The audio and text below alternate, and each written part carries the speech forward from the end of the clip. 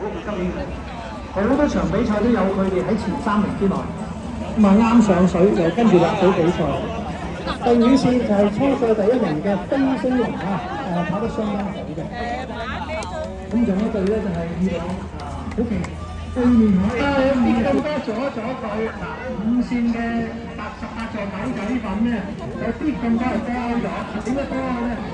因為佢要由左向右啊，用佢嘅角度咧就先向碼頭去行，跟住順住個水流咧就去翻嗰個浮波嘅位置啊，係順水去行嘅。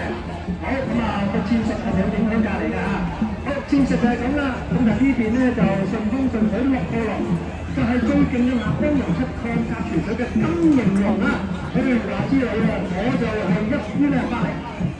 咁啊見到而家領先咧就係6號龍啦，金型龍啦嗱，咁入喺5號波同6號波中間㗎嚇。咁啊見到咧就係好咁啊就6號龍金型龍嘅領先。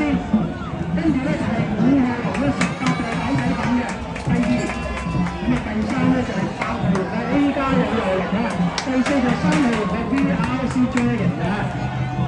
哦，咁啊當然啦，剛才我哋目測嘅成績咧就係6線金型龍第1，遠龍18隻狗仔粉第2啊，咁啊跟住 A 加旅遊龍係第3。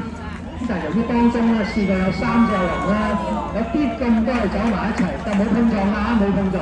咁睇下裁判最後嘅判決嘅名次咧，係以佢哋嘅公佈為準啊！